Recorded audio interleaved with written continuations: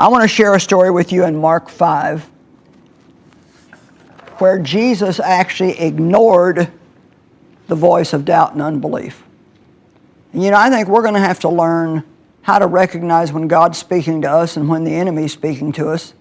And if it's the enemy, we're just going to have to say, well, I know you're a liar, so I'm going to ignore you and not pay any attention. Mark 5:22, and I want you to try to insert yourself in this story. Sometimes we just read these things, but we don't really think about it. As I go through this, I want you to pretend like you're here and you're seeing all this. One of the rulers of the synagogue, Jairus by name, seeing Jesus, fell at his feet and implored him earnestly, saying, "My little daughter is at the point of death. Come and lay your hands on her so that she may be made well and alive." Imagine the intensity of this man's prayer. My little daughter is almost dead, but I believe you. Will you come and lay your hands on her so she might get well? Well, Jesus was full of compassion, and so it says he went with him.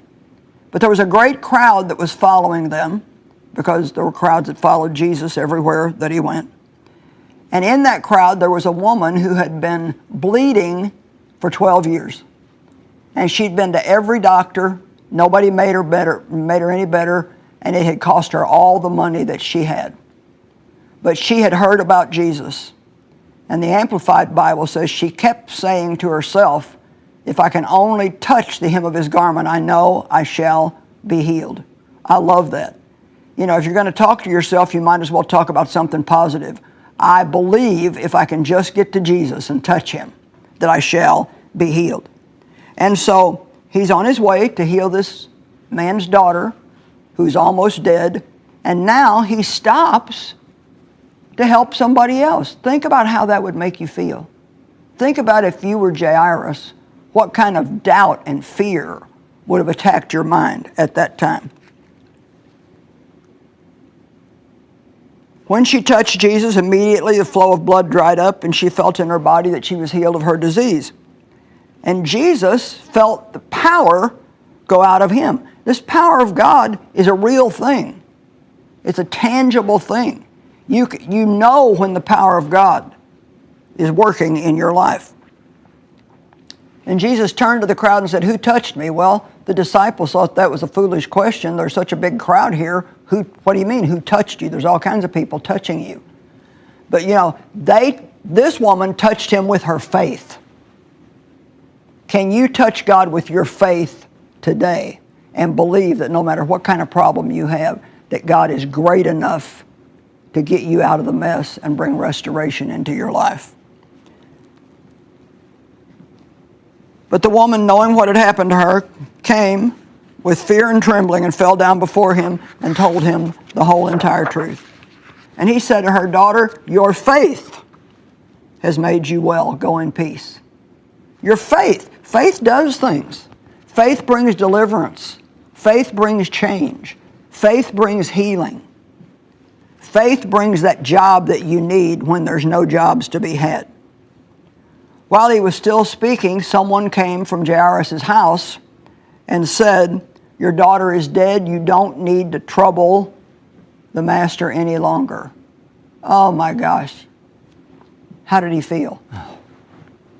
Jesus, why did you have to stop for her right now? I told you what a desperate situation I was in. I'm not saying that's what he said, but he might have felt like saying that. But now listen to this. In verse 36. Mark 5:36. But overhearing, the Amplified Bible says, but ignoring what they said, Jesus said to the ruler of the synagogue, "Do not fear, only believe." Wow, he's asking, that's a lot. Just keep your eyes on Jesus. What does it say? I think it's Hebrews 12 that says, "Looking away from all that will distract unto Jesus, who is the author and the finisher of your faith." God didn't just start faith in you for something to leave you destitute and without an answer. He's the author and the finisher of your faith. But sometimes you need to keep believing when everything looks like nothing is going to work and you're never going to get what you asked God for. I just sense in my heart today that there are people who have given up your dream. There's people that the enemy has talked into, just forget it, it's never going to happen. Just forget it. You're just full of bright ideas. None of this is anything God spoke to you. Listen, turn your head off for a few minutes and go back and see what's in your heart. If you did miss it and you made a mistake, then admit it and say so. But if you say, no, I believe that that's what God wants to do. I believe this is something that God spoke to me. Then you need to stir your faith up today. Fan that flame that once burned on the inside of you and go back to saying, I believe God, and I don't care how long it takes, I'm not going to give up on God because I've got His word on this and He is faithful. So, He allowed no one to follow Him except Peter and James and John. Now, why was that? You know what? Jesus was going to go in and raise this girl from the dead, and He didn't want a bunch of doubt and unbelief around Him. He wanted faith around Him. And you know what? When you're in a desperate situation and everything looks like nothing's going to work, you don't need a bunch of people around you that are negative and always telling you what's not going to work. You need to surround yourself with positive people, people of faith, people that would encourage you and believe God with you. I know certain people, when I need somebody to pray, I know who to call, because they're not going to just say, oh, sure, I'll pray for you. I mean, they're going to pray. They're going to really pray, and I have confidence that God hears them.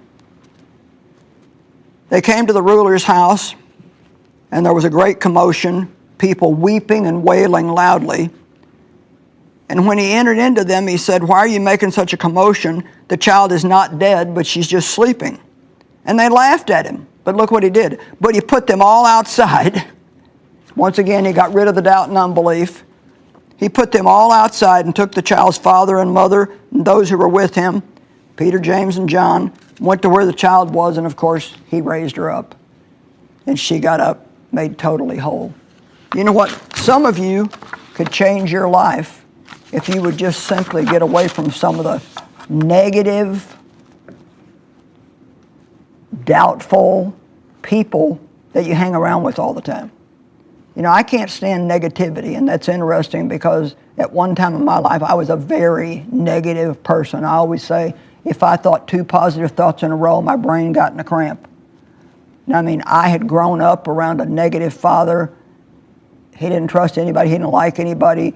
Everything had an ulterior motive. And I grew up being taught how to be negative and almost being made to feel foolish if I was ever positive. So it took a while for God to get me turned around. Dave and I had been married a short period of time, and he said to me, why are you always so negative? And you know what I said to him? I said, well, if you don't expect anything good to happen, then you won't be disappointed when it doesn't. I'd had so many disappointments in my life, I thought I was protecting myself by believing for bad thoughts, for bad things. I actually had what the Bible calls in Proverbs 15:15, evil forebodings. There was always this feeling around me, kind of in my atmosphere, like I was waiting for the hammer to drop, so to speak. You need to be careful about letting yourself get into that situation. And so if you're having problems right now, don't let your friends be people that always just want to do nothing but talk about your problem, and then on top of that talk negative about your problem. Surround yourself with people that will bring some joy, people that will make you laugh, people that will encourage you and tell you that God can do anything.